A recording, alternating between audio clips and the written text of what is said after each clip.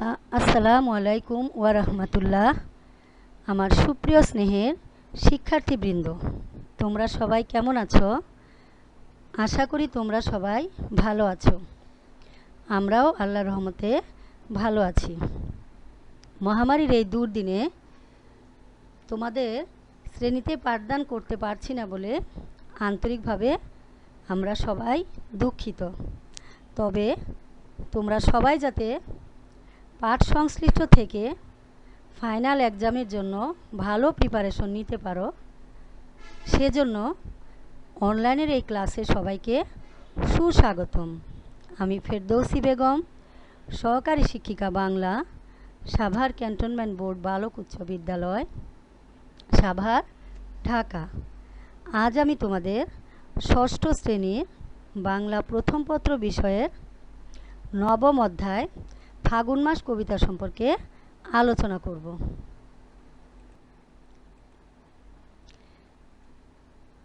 এসো নিচে আমরা কিছু ছবি দেখি।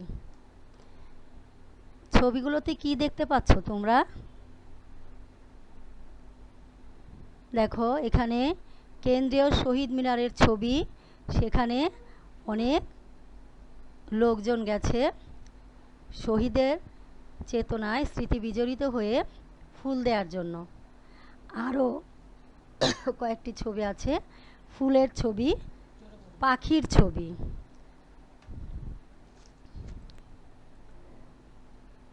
আমাদের আজকের পাঠ ফাগুন মাস, লিখেছেন হুমায়ুন আজাদ। দেখো, এই পাঠ শেষে তোমরা কি শিখতে পারবে? এই পাঠ শেষে তোমরা কবি পরিচিতি বলতে পারবে, কবিতার মূল ভাব বলতে পারবে, ফাগুন মাসের তাৎপর্য বলতে পারবে। এসো আমরা এখন এই কবিতার কবি পরিচিতি সম্পর্কে জেনে নেই। কবিতাটি লিখেছেন কবি হুমায়ুন আজাদ। কবি হুমায়ুন আজাদ 1947 খ্রিস্টাব্দে তৎকালীন ঢাকা জেলার বিক্রমপুরের বর্তমান মুন্সিগঞ্জ জেলার রাড়ীখালে জন্মগ্রহণ করেন। অর্থাৎ তিনি যখন জন্মেছিলেন তখন এই জেলাটির নাম ছিল বিক্রমপুর। বর্তমানে এই জেলাটির নাম পরিবর্তন হয়েছে, এর নাম হয়েছে মুন্সিগঞ্জ জেলা। একজন কৃতী ছাত্র হিসেবে তিনি তার শিক্ষা জীবন শেষ করেন। অর্থাৎ তিনি অনেক ভালো স্টুডেন্ট ছিলেন। কর্মজীবনে তিনি ঢাকা বিশ্ববিদ্যালয়ের বাংলা বিভাগে অধ্যাপক হিসাবে নিয়োজিত ছিলেন। একাধারে তিনি ছিলেন ভাষা বিজ্ঞানী, কবি, ঔপন্যাসিক ও প্রাবন্ধিক। তার গবেষণা গ্রন্থ হচ্ছে বাক্যতত্ত্ব এবং কিশোরদের জন্য তিনি দুটি গ্রন্থ লিখেছিলেন। এই দুটো গ্রন্থের নাম হচ্ছে লাল নীল দীপাবলি ও কত নদী সরোবর। তিনি 1987 সালে সাহিত্যে বিশেষ অবদানের জন্য বাংলা একাডেমি পুরস্কার লাভ করেন। অর্থাৎ তিনি অনেক পুরস্কারই পেয়েছেন, তার মধ্যে 1987 সালে বিশেষ অবদানের জন্য বাংলা একাডেমি পুরস্কার লাভ করেন। কবি হুমায়ুন আজাদ 2004 সালে জার্মানির মিউনিখ শহরে মৃত্যুবরণ করেন।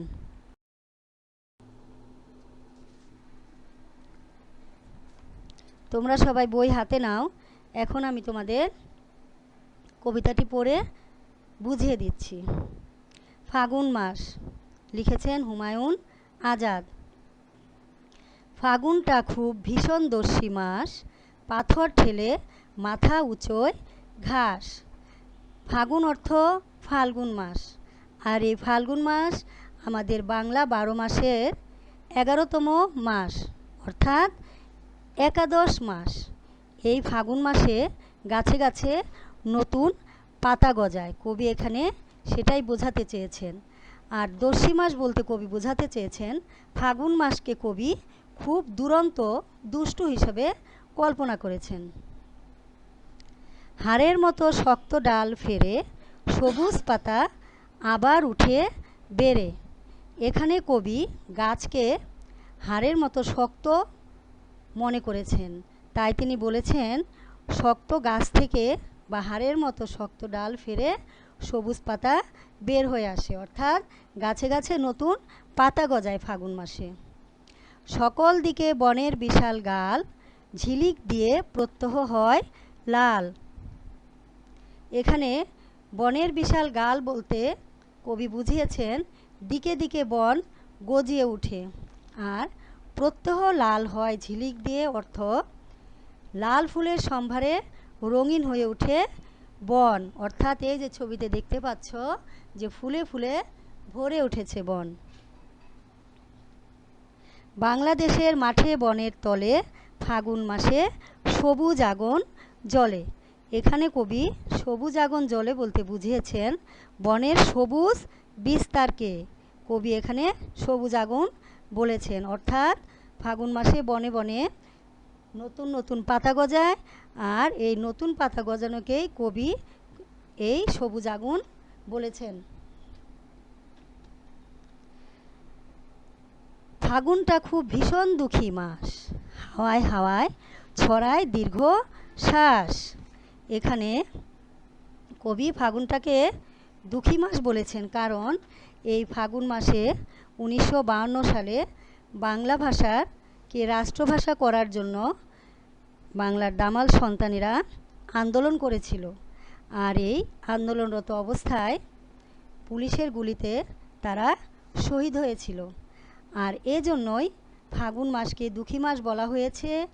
আর ফাগুন মাস এলেই আমাদের মন থেকে মনে হয় যে দীর্ঘশ্বাস বেরিয়ে যায় কষ্টের জন্য, আর এজন্যই বলা হয়েছে যে এই মাসে হাওয়ায় হাওয়ায় দীর্ঘশ্বাস ছড়িয়ে যায়। ফাগুন মাসে গোলাপ কাঁদে বনে, কান্না রসব ডুকরে ওঠে মনে। অর্থাৎ এখানে কান্নারা ডুকরে ওঠে মানে ডুকরে ওঠা মানে থেমে থেমে জোরে জোরে কান্না উতলে ওঠে। ফাগুন মাস এলে মায়ের মনে, বোনেদের মনে, অর্থাৎ যে পুত্রহারা মা এবং ভাইহারা বোনদের মন থেকে ডুকরে ডুকরে কান্না ওঠে। ফাগুন মাসে মায়ের চোখে জল, ঘাসের উপর কাঁপে যে টলমল। পুত্রহারা মায়ের চোখ থেকে পুত্রের স্মৃতি মনে পড়ে যায়, এজন্য মায়ের চোখ থেকে জল গড়িয়ে পড়ে। কবি এটাকে ভেবেছেন এই জল যেন ঘাসের উপর টলমল করে কাঁপে। ফাগুন মাসে বোনেরা উঠে কেঁদে হারানো ভাই দুই বাহুতে বেঁধে।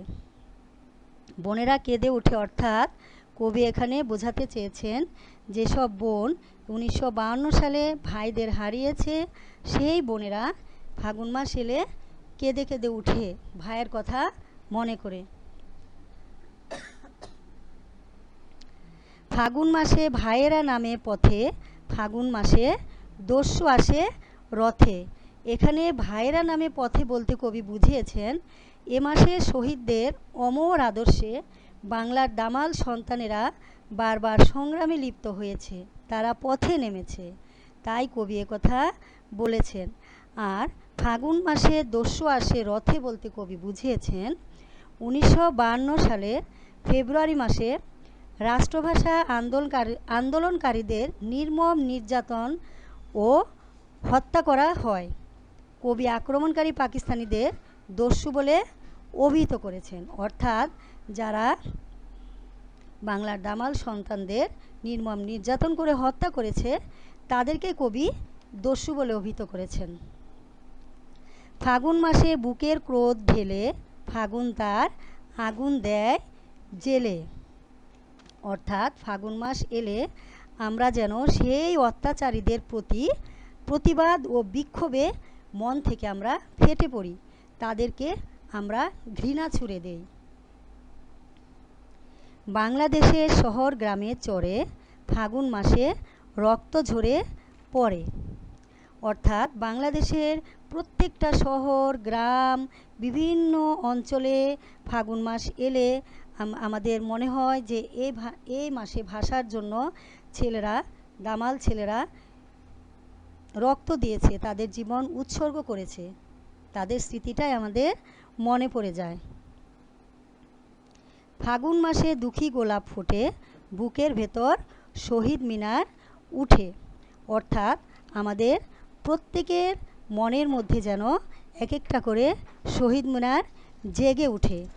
এই শহীদদের স্মৃতিতে আমরা তখন শহীদ মিনারে ফুল দিতে যাই এবং তাদেরকে শ্রদ্ধা ভরে স্মরণ করি। সেই যে কবে কয়েকজন খোকা ফুল ফুটালো রক্ত থোকা থোকা। অর্থাৎ সেই কবে 1952 সালে খোকারা জীবন উৎসর্গ করেছে, তাদের প্রাণ থেকে, তাদের দেহ থেকে থোকা থোকা রক্ত বেরিয়ে যেন ফুল ফুটিয়েছে থোকা থোকা। কবি এখানে সেটাই বোঝাতে চেয়েছেন। তোমরা বুঝতে পারছো তো ফাগুন মাস এলে আমাদের মনের মধ্যে কেমন ডুকরে ডুকরে কেঁদে ওঠে? কবি এখানে এটাই বোঝাতে চেয়েছেন। গাছের ডালে পথের বুকে ঘরে ফাগুন মাসে তাদেরই মনে পড়ে।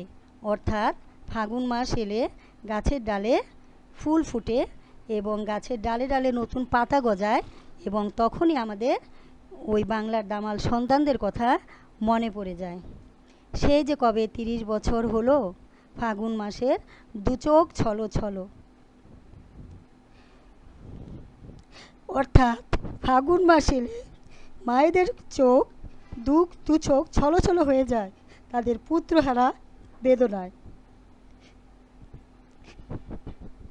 বুকের ভেতর ফাগুন পোষে ভয়, তার খোকাদের আবার কি যে হয়। অর্থাৎ মায়েরা ভয়ে থাকে তার খোকাদের আবার হয়তো বা কোনো ক্ষতি হয়ে যেতে পারে।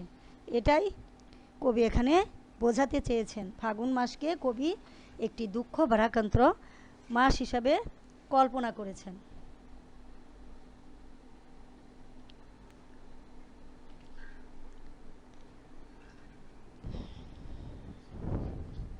এখন এসো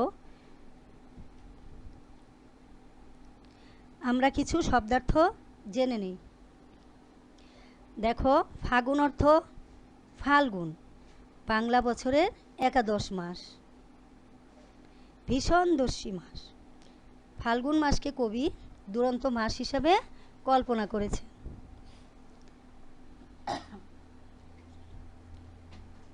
পাথর ঠেলে মাথা উঁচোয় ঘাস ফেরে, অর্থ পাথরের বুকেও ঘাস জন্মায়, অর্থাৎ পাথর ফেরে যেন ঘাস জন্মায়। সকল দিকে বনের বিশাল গাল, অর্থ দিকে দিকে বন গজিয়ে ওঠে। প্রত্যহ হয় লাল, অর্থাৎ লাল ফুলের সম্ভারে ফাগুন মাসে বনে বনে রঙিন হয়ে ওঠে লাল ফুল। সবুজ আগুন জ্বলে, অর্থ বনের সবুজ বিস্তারকে কবি সবুজ আগুন জ্বলে বলে কল্পনা করেছেন। ভীষণ দুঃখী মাস। ফাগুন মাস দুঃখের ইতিহাসে স্মৃতি বিজড়িত। এ মাসে ভাষা শহীদরা জীবন উৎসর্গ করেছিলেন ভাষার জন্য। তাই কবি এখানে ফাগুন মাসকে দুঃখী মাস বলেছেন।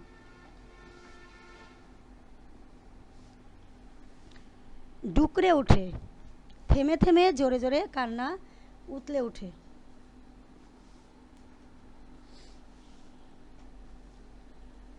তাহলে এই কবিতা তোমাদের আমি ভালোভাবে বুঝিয়ে দিলাম। তোমরা কি বুঝলে? কবি এখানে বোঝাতে চেয়েছেন ফাগুন মাস এলে মায়ের মন, বোনের মন ডুকরে ওঠে, তাদের পুত্রহারা শোকে, ভাইহারা শোকে। এখন আমি তোমাদের কিছু বাড়ির কাজ দিয়ে দিচ্ছি, লিখে নাও। ফাগুন মাস কবিতার রচয়িতা কে? ফাগুন মাসকে কেমন মাস বলা হয়েছে? ফাগুন মাসে সবুজ আগুন কিভাবে জ্বলে? ফাগুন মাসে সবুজ আগুন জ্বলে। সবুজের আগুন বলতে কবি কি বুঝিয়েছেন তা ব্যাখ্যা করো। তোমরা যেহেতু সামনে ফাইনাল এক্সাম, বেশি বেশি লেখাপড়া করবে। এই অধ্যায় থেকে বহু নির্বাচনী প্রশ্ন পড়বে এবং আরও সৃজনশীল প্রশ্ন ভালোভাবে তোমরা অনুশীলন করবে। তোমরা এই দুর্দিনেও সৃষ্টিকর্তার কাছে প্রার্থনা করি সবাই যেন ভালো থাকো, সুন্দর থাকো, সুস্থ থাকো। তোমাদের বাড়িতে যারা বয়স্ক সম্মানীয় ব্যক্তি আছেন তাদের বেশি করে যত্ন নিবে যাতে তারা অসুস্থ হয়ে না পড়ে। তোমরা সবাই ভালো থাকো, সুন্দর থাকো, এই কামনা করে সবাইকে ধন্যবাদ জানিয়ে আজকের মতো বিদায় নিচ্ছি।